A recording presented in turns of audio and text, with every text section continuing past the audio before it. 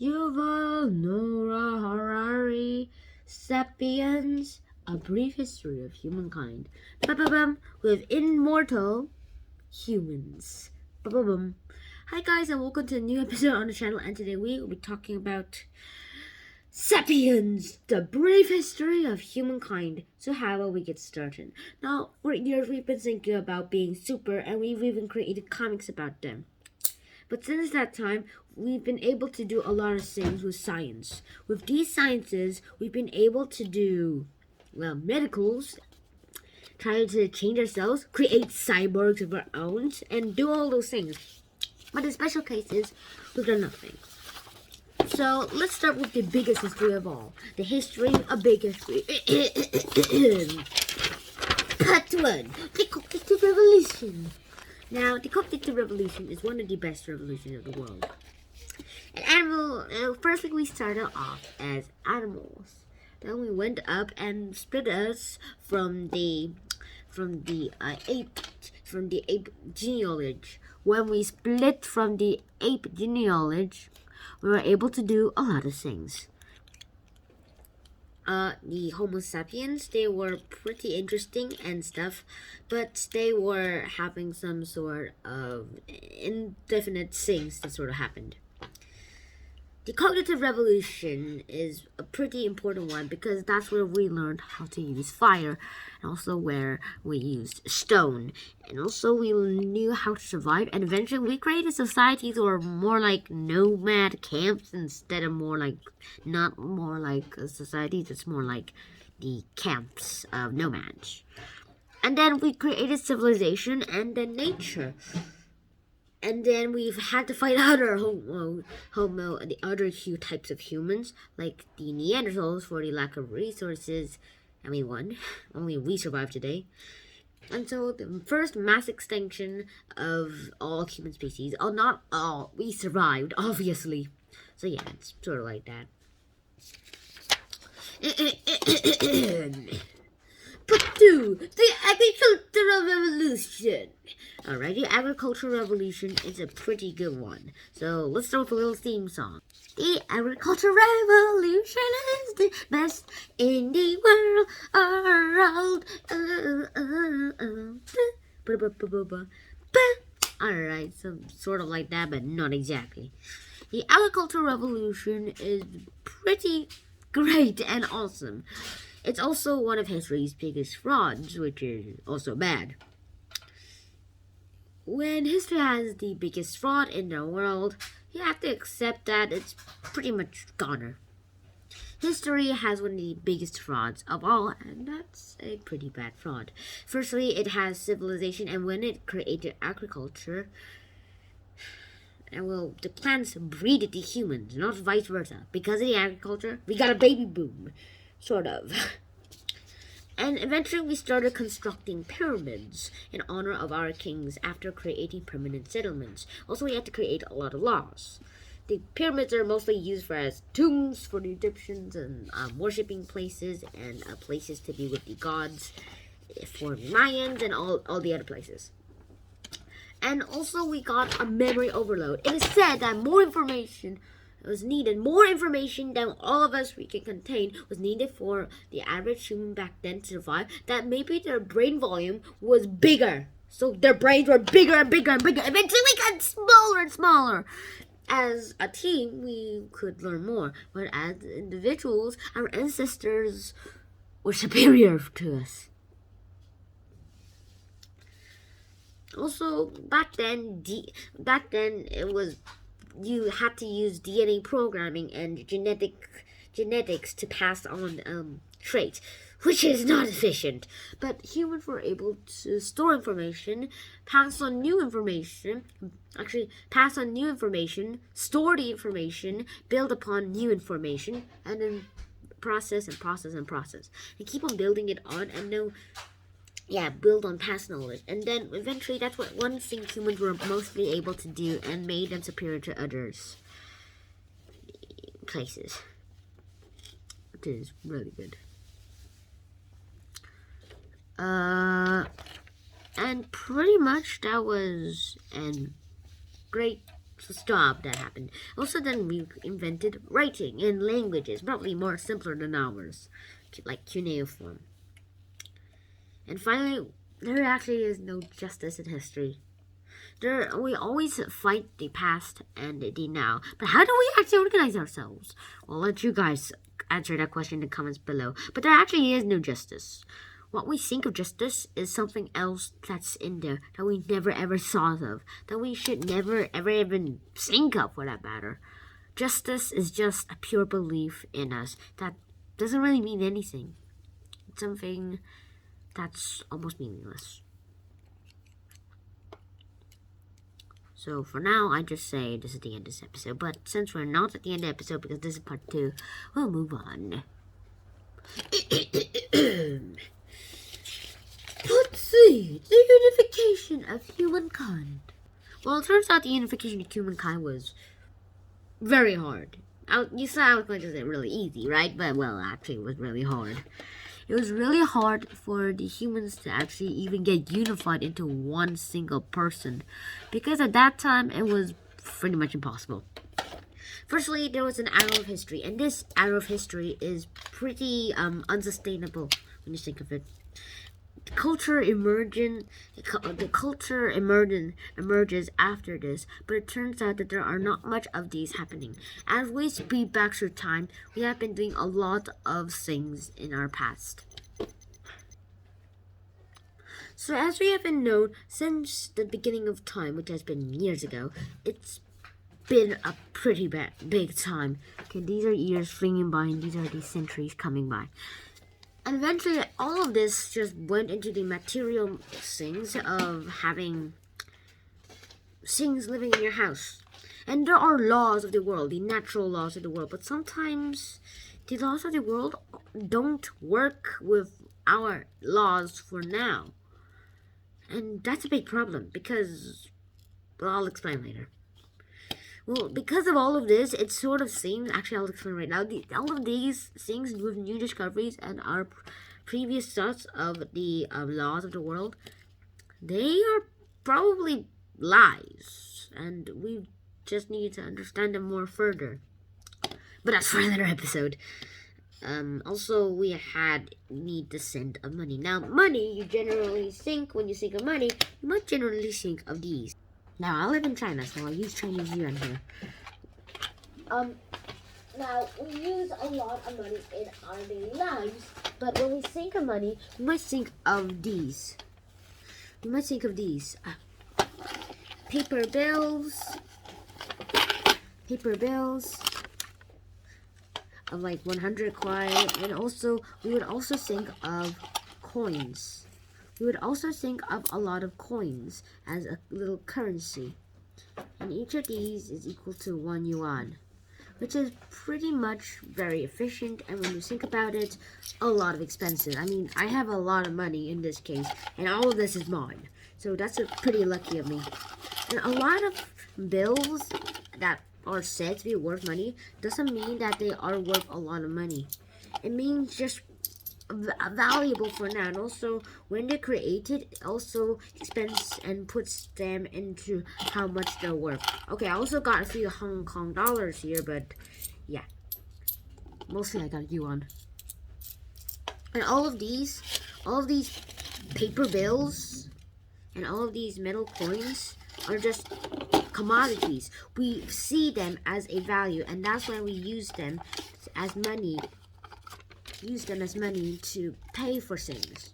And that's what actually money is. Just something, at least what we think of it, just something that we think of as a commodity. We think of money as something that we spend more usually. But however, whenever we ever use it, we are just paying for our lives.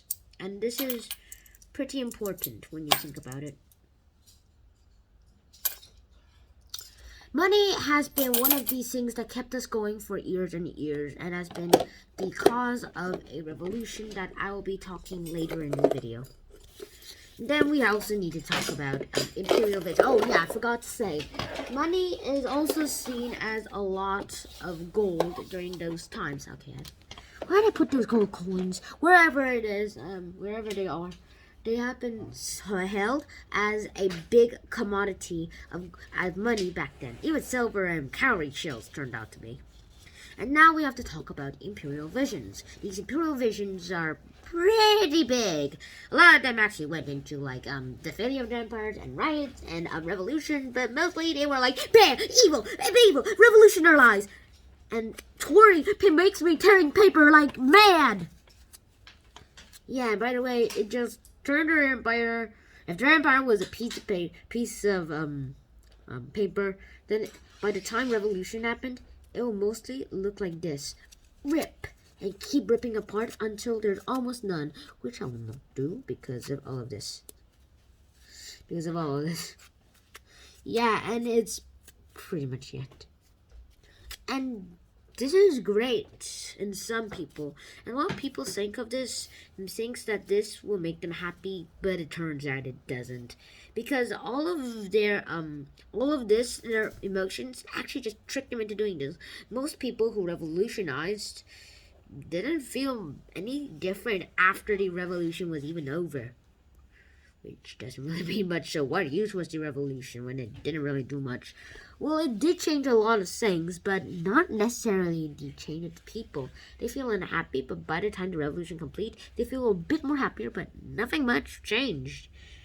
So yeah. And that is really bad when you think about it.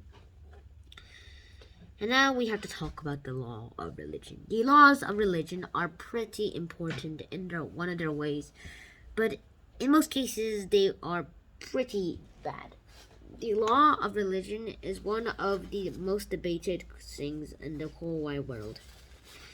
And in the laws of religion, there are actually laws on all of religions. Firstly, it has to have a little culture. It's based on the culture, and also based on a little belief. Like the Nazis, it can either be polytheist, one god, or monotheist, or many gods. Eventually, this merchant class came out. It's also for the chapter 11, but that'll be for another episode. And there was a lot of unification during this time. Reunification was also popular back then. But mostly, revolutions were complete. Or were they? Part 4. The scientific revolution. Explained with a complicated map. Okay, the scientific revolution is one of my favorite parts in history because, science. I got a lot of science videos on my channel, and also I love science. Science is everywhere. Seriously, by even banging two rulers together, we created science, sound. Also, by connecting these two together, well, necessarily didn't create a new thing, but we did create a new thing, which is both a little map, but who cares? I don't care if it involves math or anything. All I care is to have fun in it. Also, finding out about bells that are dirty, have wallets on them, are pretty dirty, so actually that's a useless and gross thing to learn. And also, our ways of inventing how to store data in very small convenience circuits. Are also really, really, really smart. Also, our way of doing all these things have also got us to believe in some things. We can just plug this into a computer, and that's it. And for some reason, it's not plugging in. Oh well, we could just plug it in anywhere, and it could transfer into that data. Okay, for some reason this is an old version, so it doesn't fit any of these things, any of the devices I can think of. But for now, we've been able to store data for a long time, and the scientific revolution created this into this. As computers get smaller and smaller, their storage actually gets larger and larger, which seems like it has to go the other way around, right? Turns out it doesn't have to. Back then, this microchip would have been the size of a whole room, but now it's the size of this, and this is why the scientific revolution is really a revolution. So let's download all of these ideas into my brain. We haven't actually done this, but I did invent it. Wow. Well, that was weird. Oh, I can see literally everything in code. I'm kidding, I can't. Okay, but I did memorize all of this. So let's get started. Now, all of this has to do with the discovery of ignorance. Now, ignorance has been one of the most important factors in the history of humankind. Back then, ignorance was a pretty said to be evil. We don't have to be able to know everything, as the back then, and even the church people said. But now they know that we don't know everything. Yeah, we don't really know everything now.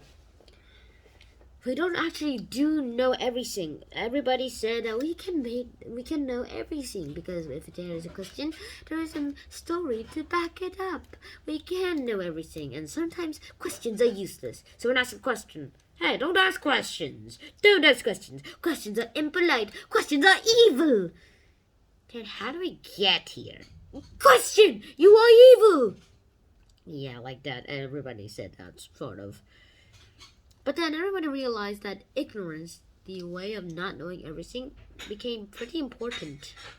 And that's how science came in, and how Newton's 3 laws of motion came. Yeah, and then there was the marriage of science and empire. Science was funded by money, but the empire had the most money. So we all got money. Some people even donated money to the people, like all these bills. Yeah, I'm donating money here. And some people even put in a lot of things. Okay, I'm donating all of this money to charity so that science will be more qualified and stuff. And yeah, that's how actually the coronavirus pandemic vaccine actually got in. Okay, I'm donating, and I'll donate all my money. And eventually, with all of these monies funded into science, everybody was able to do a lot of things. And that's how science and the empire married into one literal object. Money funded all of it. And money is very important in all of these subjects. Okay, money will come in later in handy, but for now, it's all. And then the scientific revolution came. The scientific revolution is one of the best and most favorite times of our lives. It's a permanent revolution that's still happening today, and it came in the invention of steam engines. The steam engine powered train, also the Neil Armstrong onto the moon, and finally we found out about chemical happiness, and finally we created computers, and we also created mobile devices, which is pretty cool when you think about it. And there's a lot of other things that sort of happen into. Okay, this is actually just the case. The mobile device that was supposed to be here is actually my use for recording. But anyway, it's been one of the best times of our lives to do all of this in one go. We haven't been able to do all of this without our money. But in other cases, we have been able to. And now that we've been able to hack humans, hacking humans. Hacking my DNA. Okay? I just hacked my DNA so that my glass will get attached to me. Wait, let's try to take it off. I can't take it off. Never mind. Well, then it's like that. And pretty much like that. And since we can hack humans, can we make people come back? Well, let's just see. Since eventually, one day we have found a way. Let's say this has a whole complete mammoth DNA. We've been able to download all the mammoth DNA and successfully map it up. So we have been able to successfully map the whole mammoth brain, and the mammoth brain is pretty important as a way to do it. I've been doing all of these things for years and years, but since then, it sort of happened as one of the best days of their lives. And eventually, and soon, the first mammoth in the world would probably appear in 5,000 years. The first mammoth in 5,000 years is gonna appear. Yippee! But then why should we stop there? Can't we go on to Neanderthals? Well, it turns out we can, and a few women have already volunteered to be Neanderthal mother. And the first Neanderthal child in 30,000 years could appear again, since we mapped the whole Neanderthal DNA analogy again. So yeah, pretty much like that. So yeah, I hope you can do this.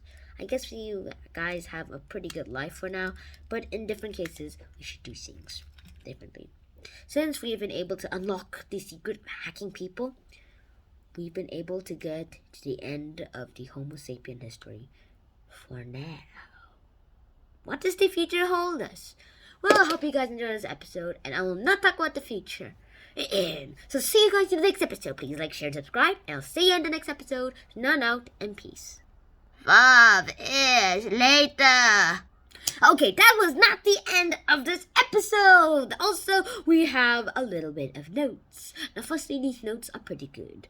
Now, what you learned here, let's do a brief history. Now, firstly, you also learned about an animal of no significance. You learned about the tree of knowledge, and that sort of. You also learned a metaphorical a day in the life of Adam and Eve. You also learned about the flood. You also learned about the agricultural revolution, which you learned in the cognitive revolution. You also learned about history's biggest flaw, building pyramids. You also learned about memory overload, and also you learned about there is no justice in history. So you learned about the agricultural revolution. Now you also learned about the arrow of history. You also learned about the scent of money. You also learned about imperial visions, which is sometimes evil. I said sometimes. Remember that now. Also, you learned about the laws of religion, and you also learned about the secret of success. Sorta, that's like those research things. And also, you learned the unification of humankind. You also learned about the discovery of ignorance and how it changed every revolution in history forever. You also learned about the marriage of science and empire and how they interact with each other. You also learned about, the capitalist creeds, about the something related to the Opium War and World Wars. And also, you also learned about how promoting science works. You also learned about the wheels of industry, like the ones like Charlie Chaplin in the movie Modern Times. You also learned about the permanent revolution, aka the Industrial Revolution. You also learned about, and they lived happily ever after. And then you also finally learned about the end of Homo sapiens. Or is it? What does the future hold for us? I'll let you find out. Hope you guys enjoyed this episode. If you did enjoy this episode, please like, share, and subscribe to the channel if you haven't already. Please do not sue this video because it is longer than my original videos, like 22 minutes long. But that's how it works. So see you guys in the next episode. Shannon out, and peace.